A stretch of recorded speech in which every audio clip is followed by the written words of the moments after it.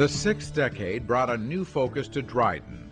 In addition to atmospheric flight research, a series of space-related projects and unpiloted vehicle concepts were initiated. The Ames DC-8 and ER-2 airborne science aircraft were also transferred to Dryden in 1997, beginning a new era of Earth science research. F-18 Active Aeroelastic Wing, or AAW program, investigated the benefits of aerodynamically twisting flexible wings to improve roll maneuverability of high-performance aircraft at transonic and supersonic speeds. Ready? Mark. Complete. This wing warping concept is similar to the technique the Wright brothers used on their early flyers. The F-18's wings were modified to increase their flexibility by replacing the wing covers with thinner ones. Leading-edge flap actuators were added to the wing to operate the outboard segments separately from the inboard segments. To accommodate these changes, the flight control computer software was modified. Conventional use of control surfaces at high speeds can result in unfavorable wing twisting and reduce control from a phenomena called aileron reversal.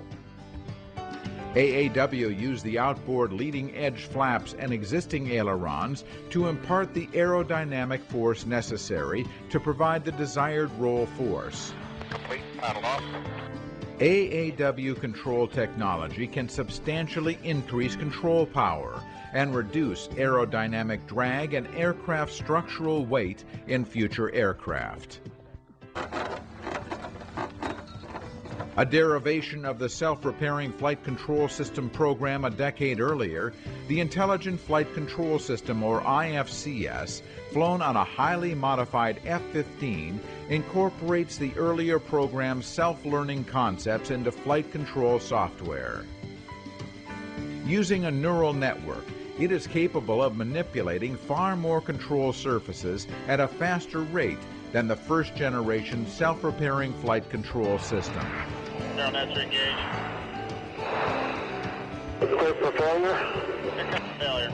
But IFCS technology is capable of more than simply making a damaged aircraft flyable. For example, intelligent flight controls could lead to rapid prototyping of aircraft control laws. Okay, smoke on, please. The Autonomous Formation Flight, or AFF program, extended the symbiotic relationship of migrating birds by exploiting the performance benefits of aircraft formations. The traditional V formation allows all birds but the lead to reduce drag and conserve energy. Using differential GPS to guide AFF pilots into position, a NASA FA-18 flew in the wing upwash generated by a lead FA-18 and demonstrated a 14% fuel savings at cruise altitude, better than the project goal of 10%. And strong effect right there. Started to roll the right slightly. The Automated Aerial Refueling Project, AAR, an outgrowth of the Autonomous Formation Flight Program, evaluated the capability of an FA-18A aircraft as an in-flight refueling tanker for unmanned air vehicles. The project focused on developing accurate analytical models derived from actual flight test data to aid in development of an autonomous aerial refueling system. Okay, this one's very smooth and it's not deviating left or right at all. Copy. The positive closure, a little low, coming up, coming up. She's got it, she's got it.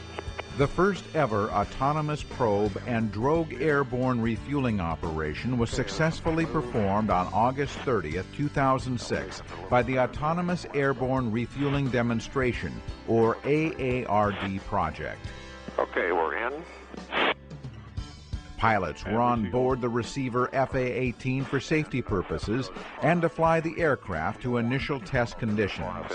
No, you need to come in another 10 feet. A global positioning satellite-based relative navigation, coupled with an optical tracker, provided the precise positioning required to put a refueling probe into the center of a 32-inch basket dangling in the airstream behind an airborne tanker.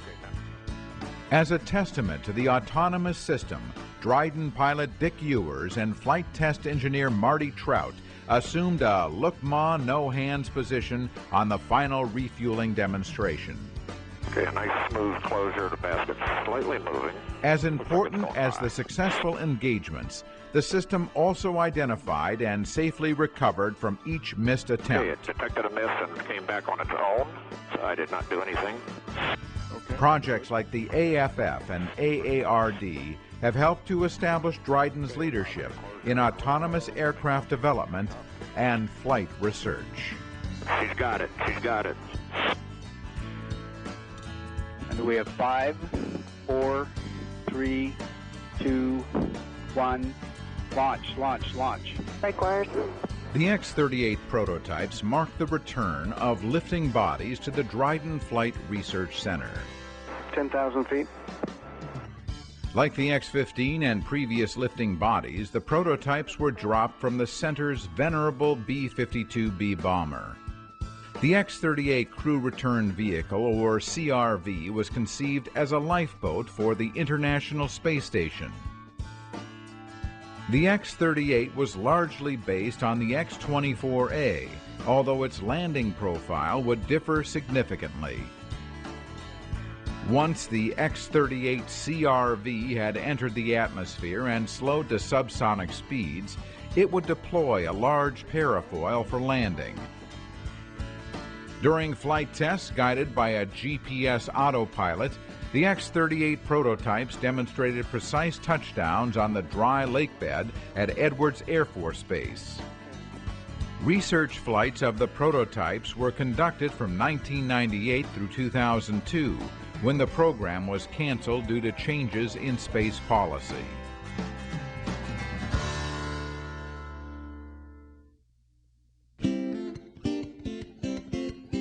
Other next-generation space vehicle demonstrators met a similar fate.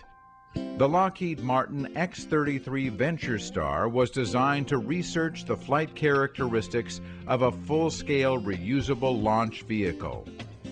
The X-33 was a fully reusable single-stage-to-orbit vehicle that was to operate much like an airliner. The Orbital Sciences X-34 technology testbed vehicle was developed to demonstrate key technologies that could be integrated into the reusable launch vehicle program. Both programs were canceled in 2001 before either had a chance to fly. Research platforms of the early 1990s did not satisfy many of NASA's altitude and endurance requirements for Earth science missions. NASA created a program to mature the technologies necessary to seed the uninhabited air vehicle UAV industry and use this new generation of aircraft for high-risk experiments that were previously not feasible for manned missions.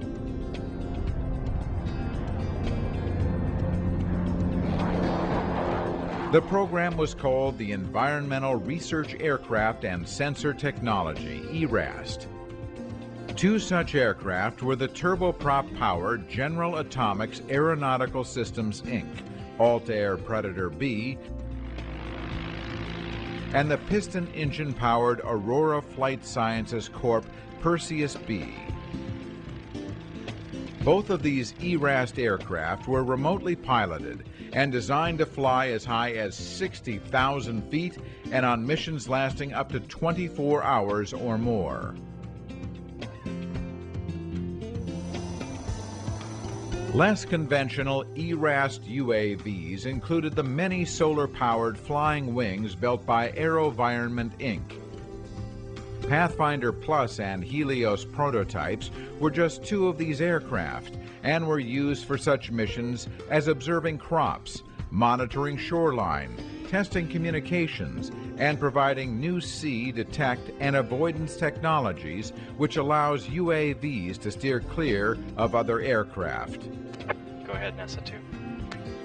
We've been watching you bounce around 96.5 for quite a while now, and I think it's time to probably call it a record flight. Congratulations. I think it's time to turn around. The Helios prototype achieved an ERAS goal by reaching an altitude of 96,863 feet in August 2001.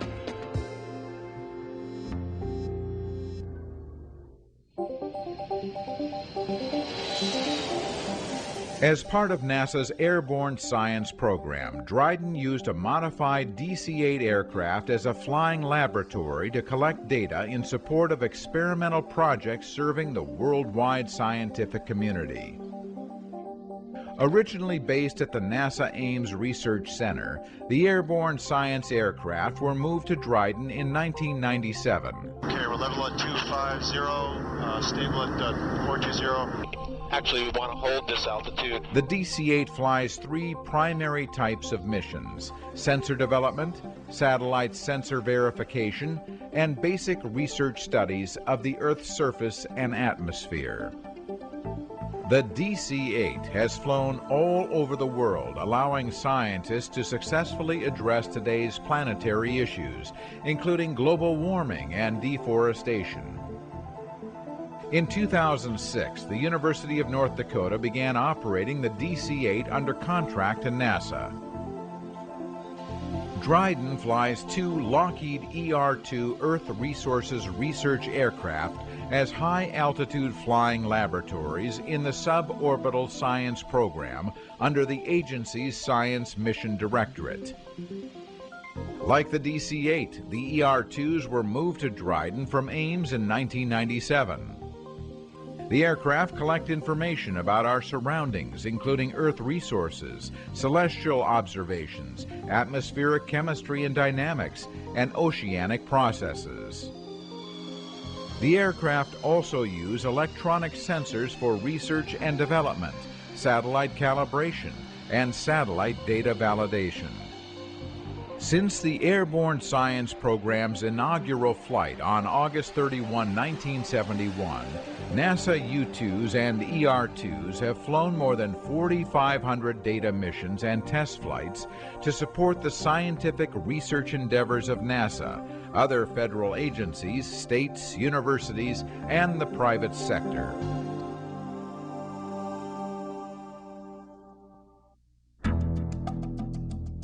Since the late 1950s, the supersonic combustion ramjet has been seen as the means to achieve low-cost access to space and high-speed transportation. The scramjet can operate between Mach 5 and near orbital speeds. It is far more efficient than a rocket, as it burns oxygen from the atmosphere rather than having to carry its own supply. But while the potential of a scramjet is great, so are the engineering difficulties. After some 4 decades of study and ground research, the technology was ready for an actual flight of a scramjet-powered aircraft. 3, 2, 1, launch. Sequencer reset. The X-43 made aviation history in March of 2004 with the first successful flight of a supersonic combustion ramjet or scramjet-powered airplane at hypersonic speeds, speeds greater than Mach 5 or 5 times the speed of sound.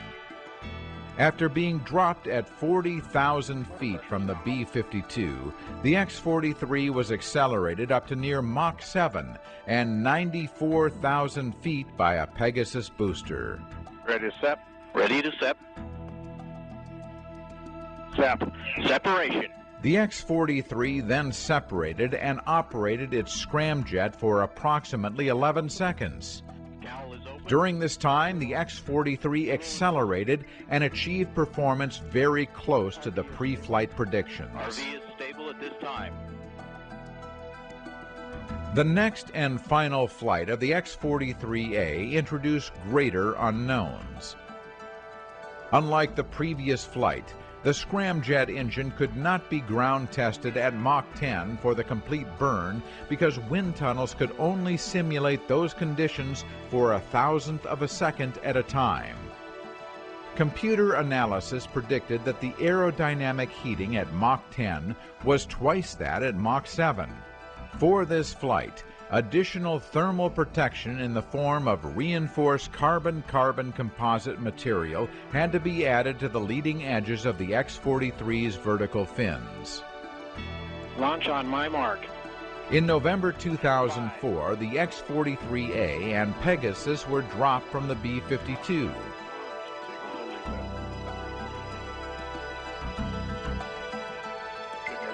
After being accelerated to Mach 9.6 and 109,000 feet altitude, the vehicles separated and the X-43A successfully sustained the desired cruise speed.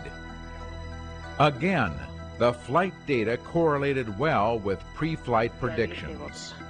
The RV is stable at this time.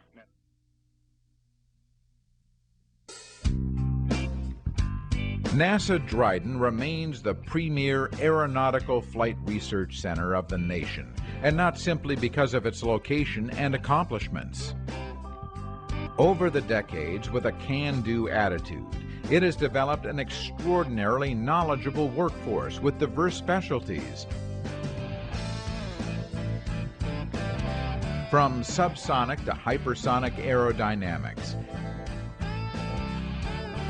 atmospheric to exoatmospheric physiology, powered and unpowered, as well as piloted and unpiloted aircraft.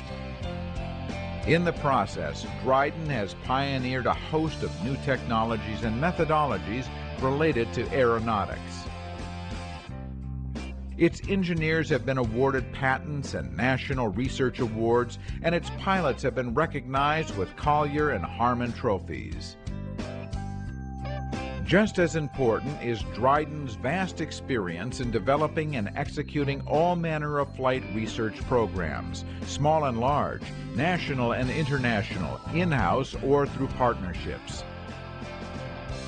These are the attributes that continue to make Dryden the place to come for world-class flight research.